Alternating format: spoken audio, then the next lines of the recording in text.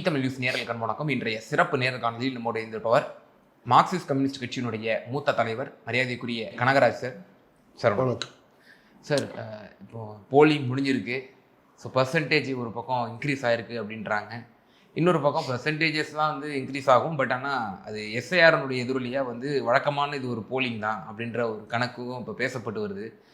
நீங்கள் தொடர்ந்து உங்கள் கட்சிக்காக இந்த இந்தியா கூட்டணிக்காக களத்தில் இருந்த நபர் என்ற அடிப்படையில் களம் உங்களுக்கு ஏதுவாக இருந்துச்சா? எப்படி நீங்கள் உணர்ந்தீங்க? ஆக்சுவலாக முதல்ல நீங்கள் சொன்ன பர்சன்டேஜ் இது எனக்கு ரொம்ப ஆச்சரியமாக இருக்குது. பத்திரிகைகள் இப்படி ஊடகங்கள் இப்படி சொல்கிறதே ரொம்ப ஆச்சரியம். நீங்கள் எப்போதுமே ஒப்பீட்டளவில் தானே பார்ப்பீங்க. இப்போ எஸ்ஐஆரில் 1 லட்சக்கணக்கான 10 லட்சக்கணக்கில் நீக்கப்பட்ட பிறகு இயல்பாக ஒரு ஏற்கனவே 100 பேர் இருக்காங்க, ஒரு 5 பேர் நீக்கப்பட்டிருக்காங்கன்னு வச்சுங்க. 95க்கு என்ன பர்சன்டேஜ்னு தான் பார்ப்பீங்க.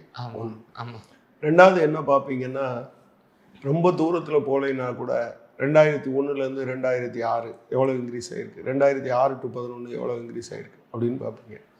இந்த தடவை ஒட்டுமொத்தமாக எவ்வளோ இன்க்ரீஸ் ஆகிருக்கு, இது கடந்த காலத்தில் இன்க்ரீஸ் ஆனதுலேருந்து எதுவும் வேறுபட்டிருக்கா?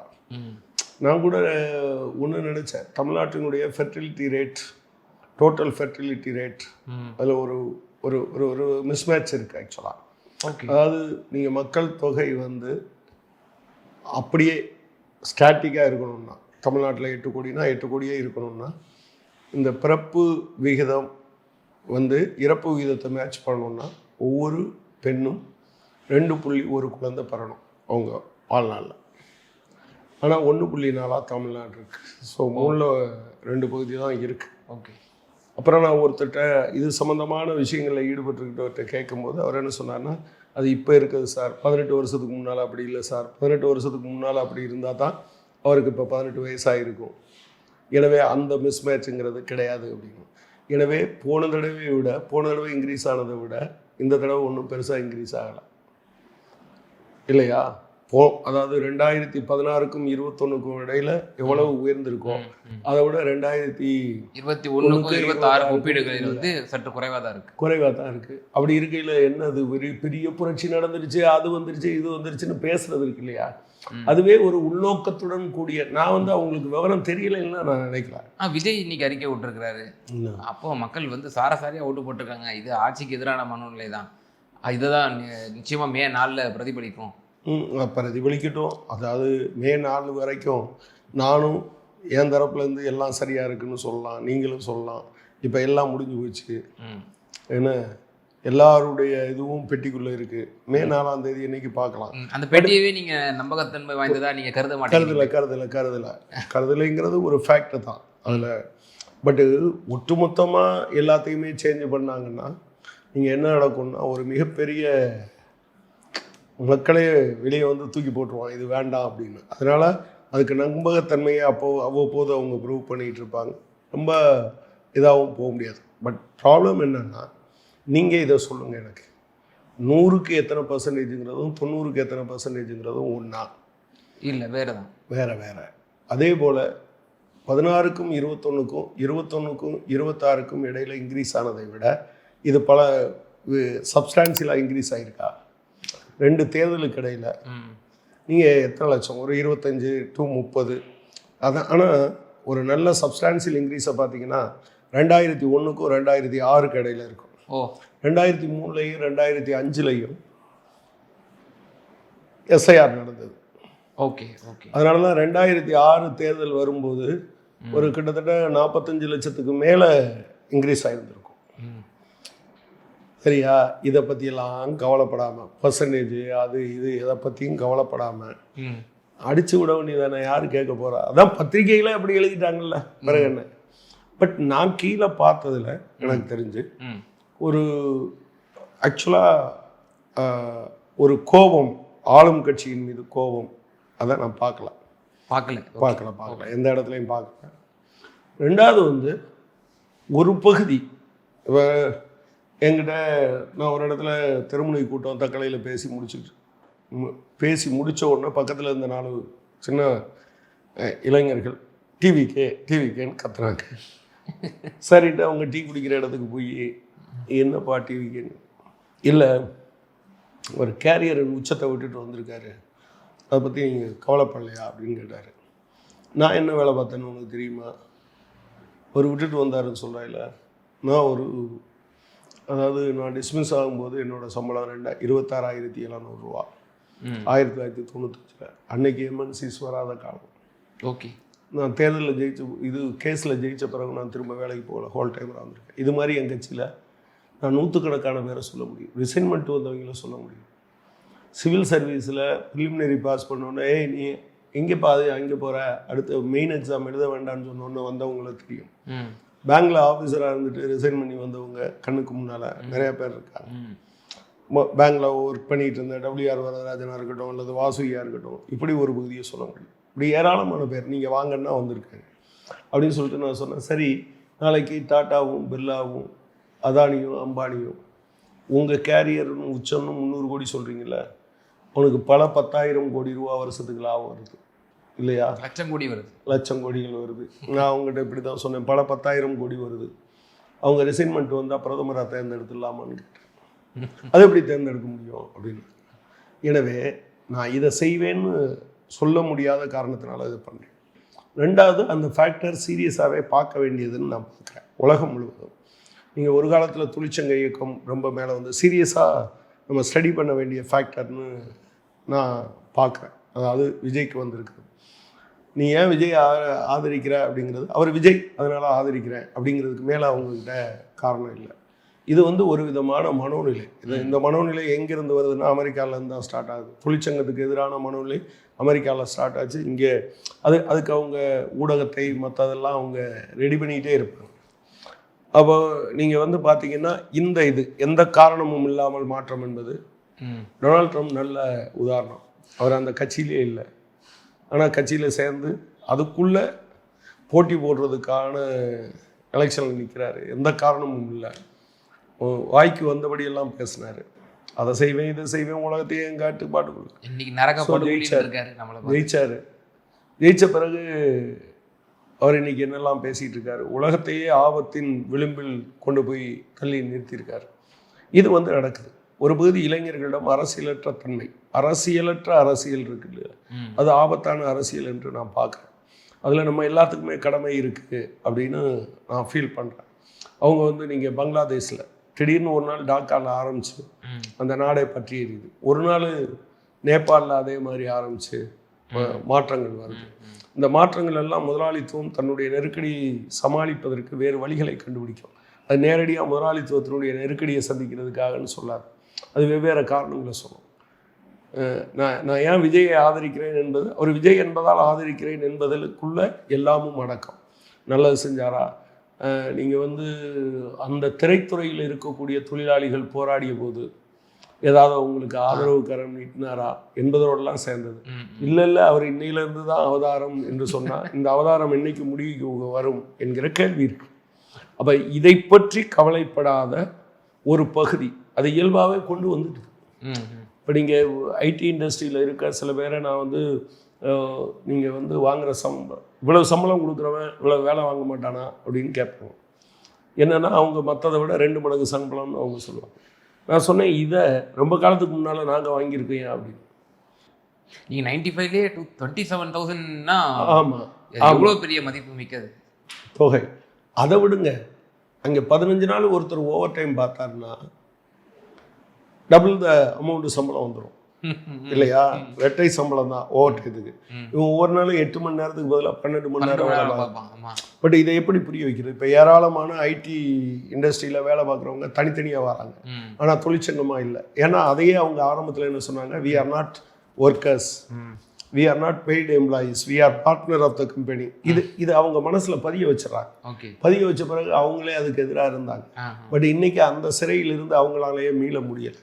இந்த மாதிரி மாற்றத்துக்காக மாற்றம், இந்த மாதிரி இது ஒரு சீரியஸாக தமிழ்நாட்டில் இருக்கக்கூடிய உளவியல் ஆய்வாளர்கள், அதே போல் சமூக ஆய்வாளர்கள், இவங்க ஆய்வு செய்ய வேண்டிய ஒரு விஷயமாக இருக்குது, முறியடிக்க வேண்டிய விஷயமா இருக்குது. நான் விஜய் என்கிற ஒரு மனிதரை ஆதரிப்பது அல்லது அந்த கட்சியை ஆதரிப்பது அதில் எனக்கு ஒன்றும் ஆட்சேபம் இல்லை. ஆனால் எதுவுமே இல்லாமல் நான் விஜய் என்பதற்காக ஆதரிப்பேன்னு சொல்கிறது இல்லையா, அதையெல்லாம் பார்க்கும்போது என்னன்னா, India is not safe, at least Tamil Nadu is not safe. நீங்கள் 2013 செப்டம்பரில் நரேந்திர மோடி பிரதமர் வேட்பாளர்னு சொன்னோன்னா அவர் இதே வார்த்தையை தான் சொன்னார். 60 ஆண்டுகள் காங்கிரஸ் ஆட்சி, ஏன் நீங்கள் வந்து ஒரு மாற்றம் கொண்டு. ஸோ மாற்றத்துக்காக மாற்றம் இருக்க முடியாது, முன்னேற்றத்துக்காக மட்டும்தான் மாற்றம் இருக்க முடியும். இவங்க மாற்றம்னு சொல்கிறத கொஞ்சம் இளைஞர்கள் திமுகவுக்கு ஓட்டு போடுறதுக்காக வெளிநாட்டிலேருந்து வந்தவங்களும் இருக்காங்க, விஜய்க்கு ஓட்டு போடுறதுக்காக வெளிநாட்டிலேருந்து வந்தவங்களும் இருக்காங்க, அதிமுகவுக்கு ஓட்டு போடுறதுக்கு வெளிநாட்டிலேருந்து வந்தவங்களும் இருக்காங்க. பட் கொஸ்டின் என்னென்னா, ஓகே விலைவாசி, வேலையின்மை அல்லது சுற்றுச்சூழல் அல்லது இன்னைக்கு வந்திருக்கக்கூடிய மக்கள் ஒற்றுமைக்கு இருக்கக்கூடிய பிரச்சனை, இதை பற்றிலாம் பேச whatever maybe the case, DMK comfortable மெஜாரிட்டியில் ஜெயிப்பாங்க, அந்த கூட்டணி ஜெயிக்கும் என்பதில் எனக்கு எந்த ஆட்சேபனையும் இல்லை. ஆனால் விஜய்க்கு 15% 20% உடனடியாக கிடைப்பது என்பது it's a major problem, disaster for the பாலிட்டிக்ஸ்ன்னு நான் நினைக்கிறேன். அது வந்து விஜய் மேலே உள்ள குற்றம் கிடையாது. முதலாளித்துவம் பல வழிமுறைகளில் வரும். அது இங்கே வரும்போது இப்போ நீங்கள் வந்து சோசலிசமே இல்லாமல் போனால் தான் சரின்னு. ஆனால் சோசலிசம் இருந்த வரைக்கும் உலகத்தில் எந்த ஒரு நாட்டின் மீதும் அமெரிக்காவோ யாருமோ ஒருபடி மண்ணை கூட எடுப்பதற்கு அவர்களுக்கு தைரியம் வந்தது கிடையாது. You check the history. Soviet யூனியனும் சோசலிசம் முகாமும் வலுவாக இருந்தபோது. ஆனால் இன்றைக்கி உட்காந்து நீங்கள் புய்ய முறைன்னு கட்டிகிட்டு இருக்கீங்க. வெளிநாட்டு கொள்கையை பற்றி பேசணுன்னா இவங்க இந்த கம்யூனிஸ்டுகளுக்கு வேறு வேலையே கிடையாது, எப்போ பார்த்தாலும் இந்த வெளிநாட்டு கொள்கை உள்நாட்டு கொள்கைன்னு பேசிகிட்டு இருக்கான் அப்படின்னு. ஆனால் உங்கள் வீட்டில் அடுப்பெறுகிறதை தீர்மானிப்பது உங்கள் வெளிநாட்டு கொள்கையாக இருக்கும்போது உங்களுக்கு கோபம் வருது. ரஷ்யா கிட்ட 30 நாள் வாங்கிக்கலான்னு சொல்லி அவரை உத்தரவு போடுற நிலைமை வருது. எனவே வி ஹவ் டு எஜுகேட். நான் என்ன நினைக்கிறேன்னா, இடதுசாரிகளுமே இடதுசாரி அரசியலை வலுவாகவும் ஆழமாகவும் தொடர்ச்சியாகவும் பேச வேண்டிய காலமாக இருக்குது. அது இல்லை அப்படின்னு சொன்னால் நீங்கள் இந்த மாதிரி அரசியலற்ற தன்மை என்பது ரொம்ப ஆபத்தில் கொண்டு போய் முடியும் என்று நான் உறுதியாக நம்புகிறேன். நீங்கள் களத்தில் போன பகுதிகளில் அங்கே உள்ள இளைஞர்கள், அங்கே உள்ள வெகுஜன மக்கள் விஜய் நாங்கள் கண்மூடித்தனமாக போடுவோம், அந்த நபருக்காக போடுவோம் அப்படிங்கிற மனோநிலை நீங்கள் நீக்க மேலே நிறைந்திருந்த மாதிரி நீங்கள் பார்த்தீங்களா? அப்படி அதான் நான் என்கிட்ட பேசுனது தானே சொன்னேன். இப்போ நான் பாஸ்போர்ட் ஆஃபீஸுக்கு போயிட்டு வந்தேன். திருமங்கலத்துலேருந்து ஒருத்தர் வந்திருந்தார். அவரோட ஒரு சின்ன குழந்தை, அதுக்கு கையில் ஓட்டு போட போன இடத்துல அது அடம்பிடிச்சிருக்குன்னு நினைக்கிறேன், மை வச்சுருந்துருக்கேன். நான் யாருக்கு ஓட்டு அப்படின்னு கேட்டேன். விசிலுக்கு அப்படின்னு சொல்லி. ஏன் விசிலுக்கு ஓட்டு? நல்லது செய்வார். யாருக்கு நல்லது செய்வார் உங்களுக்கு நினச்சேன். பட் இது மெஜாரிட்டி இல்லை. அதை இப்போ நான் நீக்கமர நிறைந்திருந்ததுன்னு சொல்கிறது அப்படி கிடையாது. அப்படின்னா அவங்க மெஜாரிட்டி வருவாங்க அப்படின்லாம் பார்க்கல. படித்த ஒரு பகுதி இளைஞர்களிடம் வந்திருக்கக்கூடிய இந்த மனோநிலை இருக்குல்ல, இது ஃபாசிசத்துக்கான பக்கா கிரவுண்டு. ஓகே. நீங்கள் வந்து மோடிக்காக நான் மோடியை ஆதரிக்கிறேன், மோடியினுடைய முரட்டுத்தனத்துக்காக நான் ஆதரிக்கிறேன் அப்படின்னு சொன்னவங்க உண்டு. 56 இன்ச்சுங்கிறது அதனால தான் அவங்க கல்டிவேட் பண்ணுறாங்க. அது முதலாளித்துவம் தான் கல்டிவேட் பண்ணுவோம். நீங்கள் மன்மோகன் சிங் வரும்போது படித்தவர், பொருளாதாரத்தில் டாக்டர் பட்டம் பெற்றவர், எனவே இந்தியாவை அடுத்த கட்டத்துக்கு எடுத்து செல்வார், அதை ஒன்று சொன்னாங்க. அடுத்து என்ன பண்ணாங்கன்னா, படிக்காதவராக இருந்தாலும் கூட இவர் இந்த பார்லிமெண்ட்ரி பாலிட்டிக்ஸ் இருக்குது பார்த்தீங்களா, அதில் சில கம்பல்சன்ஸ் இருக்கும். இன்ஃபேக்ட் சில விஷயங்களில் Sonia Gandhi left UPA coordination இருந்தபோது சோனியா தலையிட்டு சில விஷயங்களை, இப்போ 100 நாள் வேலையாக இருக்கட்டும், அது சோனியாவினுடைய கொடை என்று நான் சொல்லுவேன். லெஃப்ட்டு போராடிச்சு. மன்மோகன் சிங், மாண்டக் சிங் அலுவலியா, திரு சிதம்பரம் 3 பேரும் முடியாதுன்னு சொன்னதை அவங்க வீட்டோ பண்ணிட்டு தான் அதை கொண்டு வந்தாங்க. ரைட் டு இன்ஃபர்மேஷன் மாதிரியான விஷயங்கள் இதெல்லாம் இனிமேல். அப்போது பாலிட்டிக்ஸுக்கு நீங்கள் இருக்கக்கூடாது. 2008 லெஃப்ட்டு அந்த இதை விட்ரா பண்ணோன்னு மன்மோகன் சிங் சொன்னார், என்னை பிடித்திருந்த தலைகள் நீங்கி விட்டது, இனிமேல் நான் வேளாங்கமாக போவேன். அது பிரேக்கு இல்லாத வண்டி என்ன ஆகும்? வண்டியில் ஸ்பீடு எவ்வளோ முக்கியமோ அதுக்கு தகுந்த மாதிரி பிரேக்கும் வேண்டும். நீங்கள் பிரேக்கை விட்டுட்டு நான் பார்த்துறேன்னு சொல்லி இன்றைக்கி 15 ஆண்டுகளுக்கு பிஜேபி வந்திருக்குங்கிறத நான் பார்க்குறேன். வெறும் மாற்றம் என்பதற்கான கோஷம் வந்து ரொம்ப மோசமானது அப்படின்னு பார்க்குறேன்.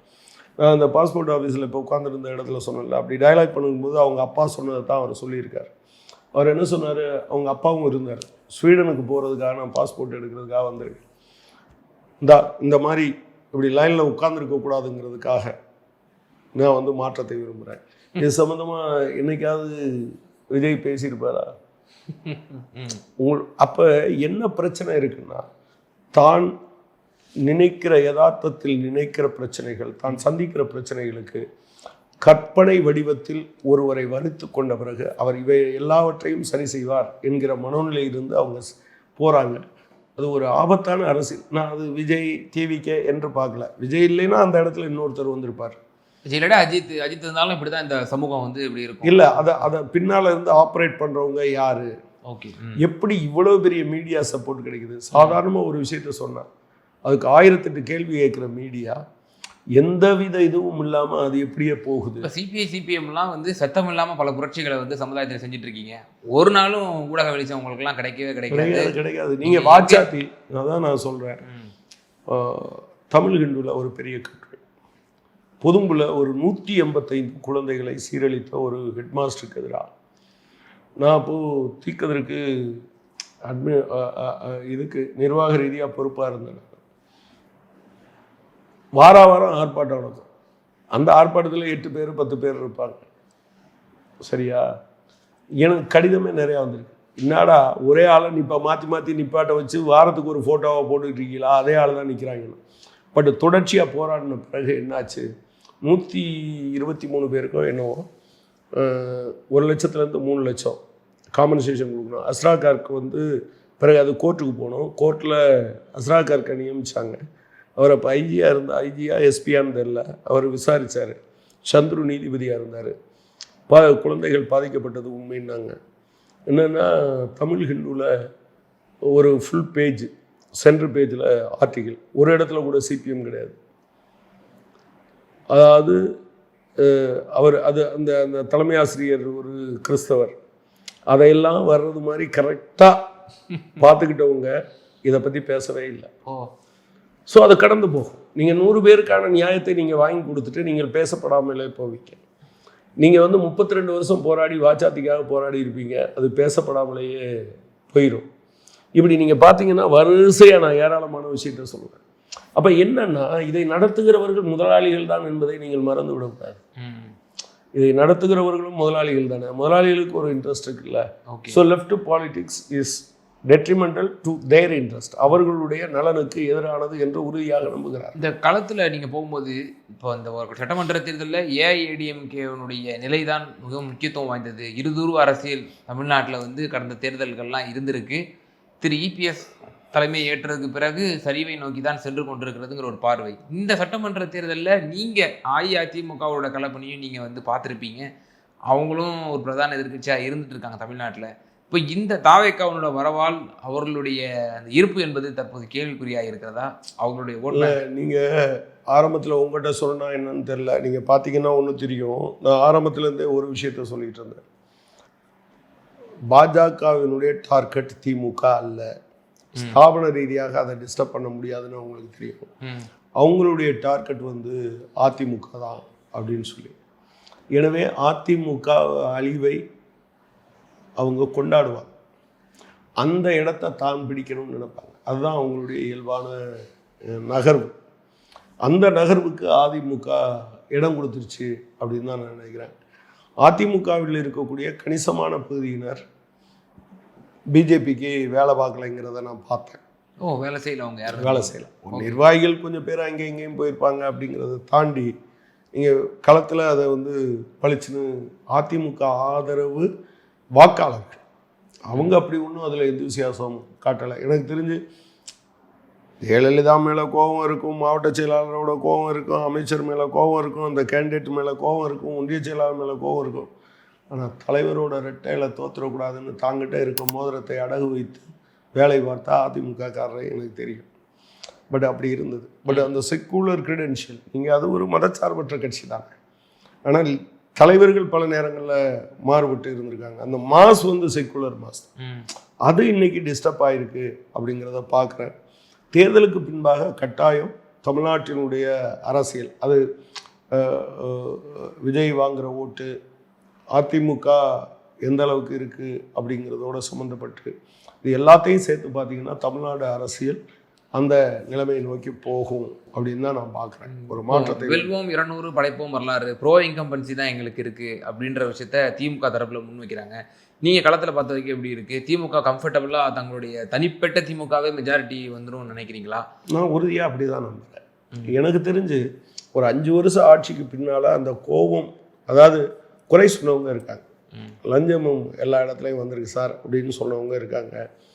அப்புறம் இந்த மாதிரியான இந்த அவர் சரியாக நடந்துக்கல, இவர் சரியாக நடந்துக்கல அப்படின்னு சொன்ன விஷயங்களை நான் உள்ளூர் இஷ்யூஸ் நிறையா பேசுகிறவங்கள பார்த்துருக்கேன். ஆனால் எந்த இடத்துலையும் திமுகவை தோக்கடிச்சாகணும், அது விடவே கூடாது அப்படிங்கிற முக ஸ்டாலினுக்கு ஒரு நல்ல இமேஜ் இருக்கா மக்கள் மத்தியில்? டெஃபினட்டாக எனக்கு தெரிஞ்சு ஒரு கட்சியை தாண்டிய பெரிய இமேஜை முக ஸ்டாலின் அவர்கள் இந்த காலத்தில் உருவாக்கி இருக்கிறாருன்னு தான் சொல்லணும். நீங்கள் கடந்த காலத்தில் அவரை துண்டு சுட்டுன்னு சொல்லுவாங்க தெரியுமா? ஆமாம் ஆமாம், சட்டமன்றத்துலேயும் அவர் போன 2021 தேர்தலுக்கு முன்னால் துண்டுச்சிட்டு வச்சுக்கிட்டு பேசுறது தப்பு கிடையாதுன்னா, சாதாரணமாக டிபேட்டுக்கு போகும்போது நானே எழுதிட்டு தான் போவேன். அதில் என்ன தப்பு இருக்குது? நீங்கள் தப்பாக சொல்லக்கூடாதுங்கிறது மட்டும்தான் உங்களுடைய நோக்கமாக இருக்கணுமே தவிர எனக்கு எல்லாம் தெரியுங்கிறது மாதிரி கை கட்டிட்டு தப்பாக சொல்லக்கூடாது. அதுதான் பிரச்சனை. நீங்கள் இந்த காலத்தில் பவர்ஃபுல் கம்யூனிகேட்டராக முக ஸ்டாலின் வந்திருக்காருங்கிறது மிக முக்கியமான விஷயம். நீங்கள் பிஜேபிக்கு எதிரான பாலிடிக்ஸை, ஆர்எஸ்எஸ்க்கு எதிரான பாலிடிக்ஸை, கூட்டாட்சி தத்துவத்தின் மீதான தாக்குதல், அதை எதிர்த்த போராட்டத்தை அதில் அவர் நல்லா பண்ணியிருக்காரு அப்படின்னு தான் நான் ஃபீல் பண்ணுறேன். எனவே அந்த கட்சியை விட பெரிய இமேஜில் அவர் இருக்கார் என்று தான் நான் பார்க்குறேன். அந்த வகையில் திமுக அதனுடைய எதையும் இழந்திருக்காது அப்படின்னு நான் பார்க்குறேன். இந்த ஓட்டுகள் போயிருக்கும் வந்திருக்கும், ஒரு நியூட்ரல் மாஸ். ஆனால் அவங்க ஆன் தேர் ஓன் அவங்களுடைய அவங்க தனிப்பட்ட மெஜாரிட்டியோடு அவங்க அமைக்கணும். அதுதான் தமிழ்நாட்டுக்கு நல்லதுன்னு நான் நினைக்கிறேன். இப்போ உங்களுக்கு 5 தொகுதிகள் வழங்கப்பட்டிருக்கு. இதில் உங்களுக்கு நீங்கள் எப்படி களத்தில் பார்த்த வரைக்கும் உங்களோட ஸ்ட்ரைக்கிங் ரேட் எப்படி இருக்கும்? கடந்த முறை 6 கொடுத்து 2 தான் நீங்கள் வென்றீங்க. இந்த ஸ்ட்ரைக்கிங் ரேட்டு ரொம்ப அது ஒரு அசிங்கமான ஒப்பீடு, ஒரு நியாயமற்ற ஒப்பீடு என்பதை நான் எப்போதுமே சொல்லுவேன். இப்போ உதாரணமாக ஒரு முறை எதிர்கட்சியாக தேமுதிக வந்துருச்சு. ஆமாம். அப்போ திமுகவோட ஸ்ட்ரைக்கிங் ரேட்டு கம்மி, எனவே இல்லைன்னு சொல்லுவீங்களா? உங்களுக்கு ஒதுக்கப்படுகிற தொகுதி, சுற்றி வர இருக்கக்கூடிய சூழல், இது எல்லாம் சேர்ந்தது தான். இன்ஸ்பைட் ஆஃப் தட் நான் நினைக்கிறேன் 5 தொகுதியிலையும் நாங்கள் இந்த தடவை கம்ஃபர்டபுளாகவே ஜெயிப்போம் அப்படிங்கிறது தான் என்னோட அபிப்பிராயம். எனவே இந்த ஸ்ட்ரைக்கிங் ரேட்டு அது இது அப்படின்னு சொல்கிறது இருக்கு இல்லையா, பெரிய தலைவர்கள் பல நேரத்தில் தோற்று போயிருக்காங்க, சாதாரண மனிதர்கள் வெற்றி பெற்றிருக்காங்க. அது ஒரு சூழலை பொறுத்தது, உங்களுக்கு ஒதுக்கப்படுகிற தொகுதியை பொறுத்தது. இப்போ பத்மநாபபுரத்துக்கு பதிலாக விளவங்கோடு இருந்திருந்தால் நான் கம்ஃபர்டபுளாக இருந்திருப்பேன். சரி, ஒவ்வொரு 100 வாக்காளர்களுக்கும் ஒரு மார்க்சிஸ்ட் கட்சி ஊழியர் அங்கே இருக்கார். I can say very. But நீங்கள் வேற பத்மநாபபுரத்தில் காங்கிரஸும் திமுகவும் ஆதரிக்காமல், உண்மையிலே அதில் திமுக ரொம்ப பவர்ஃபுல்லாக ஒர்க் பண்ணாங்க. அந்த அந்த அமைச்சருக்கு தான் சீட்டு இவ்வளவு சிரமத்தில் ஒரு மனுஷன் இவ்வளவு வாலண்டரியாக வேலை பார்க்க முடியுமாங்கிறது நான் ஆச்சரியப்பட்ட விஷயம். உணர்வுபூர்வமாக ஃபுல் ஃப்ளெட்ஜாக உங்களுக்கு தார்மீக ஆதரவு கொடுத்தாரு. நிச்சயமா ஒருவேளை அவரும் ஒரு தொகுதியில் இருந்திருந்தா எப்படி வேலை பார்த்துருப்பாருன்னு எனக்கு தெரியாது. என்னை பொறுத்தவரை அவர் முதல் நாள் சொன்னார், தோழர் சிலசாமி என்னை விட ஹம்பிள் பேக்ரவுண்ட்லேருந்து வந்தவர், அவர் கட்டாயம் எம்எல்ஏவாக வரணும். அவர் அப்படி தான் பேசினார். உங்கள் கட்சி அப்படி இப்படிலாம் பேசினார். நிச்சயமாக என்னுடைய முழுமையான எஃபர்ட் இருக்கும், பேசுவேன்னு சொன்னார். I think he has done it.